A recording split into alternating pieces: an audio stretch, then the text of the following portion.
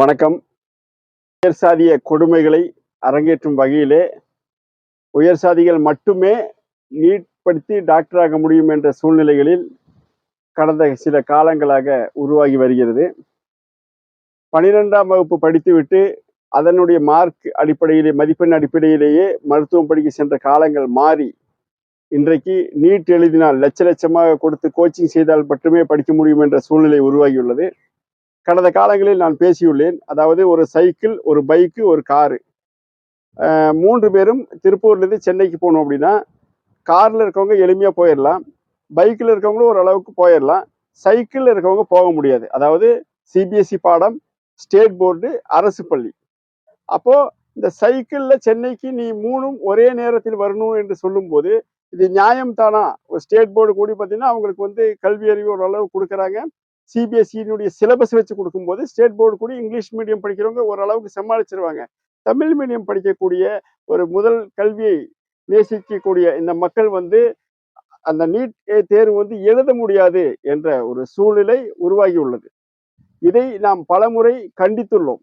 இது போன்று ஒரு சமூக நீதிக்கு எதிராக அந்த மதிப்பெண்கள் அடிப்படையில் அவர்களுக்கு நம்ம ஒரு வாய்ப்பு கொடுக்காமல் +2 முடிச்சதுக்கு அப்புறமா ஒரு தனியா ஒரு தேர்வு எழுதி, அதுவும் லட்சக்கணக்கில் பணம் கட்ட முடியவர்கள் மட்டுமே எழுதி அதை வெல்ல முடியும் என்ற சூழ்நிலை இருக்கக்கூடாது. அனைவருக்கும் கல்வி சம வாய்ப்பாக இருக்க வேண்டும் என்றெல்லாம் நாம் பேசியிருந்தோம். தற்போது எதிர்க்கட்சியாக உள்ள இந்திய கூட்டணி மிக சிறப்பாக நாடாளுமன்றத்தில் இந்த நீட் தொடர்பான அனைத்து விவாதங்களையும் தெளிவாக எடுத்து வைத்துள்ளது. தமிழகத்தை ஆண்டு கொண்டிருக்கின்ற திமுக அரசு மாண்புமிகு முதலமைச்சர் தளபதியார் அவர்கள் சட்டமன்றத்தில் 2 முறை நிறைவேற்றி இந்த நீட்டே வேண்டாம், இதனால் ஏழை எளிய மக்கள் பாதிக்கிறார்கள், சாமானியர்கள் படிக்க முடியவில்லை, மீண்டும் பழைய காலத்தை போன்று அந்த உயர் வகுப்பை சார்ந்தவர்கள் மட்டுமே மருத்துவம் படிக்க முடிகிறது, இதனால் இதை நாம் நிராகரிக்க வேண்டும் என்றெல்லாம் மத்திய அரசுக்கு குடியரசுத் தலைவர் வரை அதை அனுப்பி வைத்துள்ளார்கள். இந்த சூழ்நிலையில் தற்போது தமிழக எழுச்சி கழகத்துடைய தலைவரும் அதை பற்றி ஒரு அற்புதமாக கல்வி மாநில பட்டியலில் இருக்க வேண்டும், ஒரு சுய கொள்கையோடு இருக்க வேண்டும், அனைவரும் ஒரு கல்வியை படித்து அடுத்த நிலைக்கு செல்ல வேண்டும் என்று குரல் கொடுத்துள்ளார். அவர்களுக்கும் மக்கள் ஜனநாயக முன்னேற்ற கழகம் சார்பில் வாழ்த்துக்களை, தளபதி விஜய் அவர்களுக்கும் வாழ்த்துக்களை தெரிவித்துக் கொள்கிறோம்.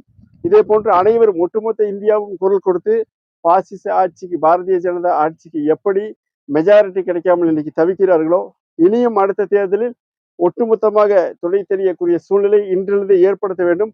அந்த ஒரு பயத்திலாவது சாமானியர்கள் ஒரு மருத்துவர்களாகக்கூடிய அந்த மாநில கல்வியினுடைய ஒரு உரிமைகளை விட்டு கொடுத்து அனைவரும் சம உரிமையில் கல்வி கற்கக்கூடிய சூழ்நிலையை ஏற்படுத்த வேண்டும்.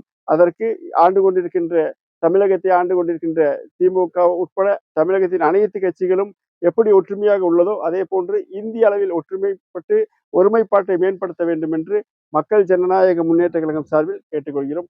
நன்றி, வணக்கம். சேனலை ஷேர் பண்ணுங்க, லைக் பண்ணுங்க, சப்ஸ்கிரைப் பண்ணுங்க. ஃபைனலா அந்த மணி அடிக்கிறத மட்டும் மறந்துடாதீங்க.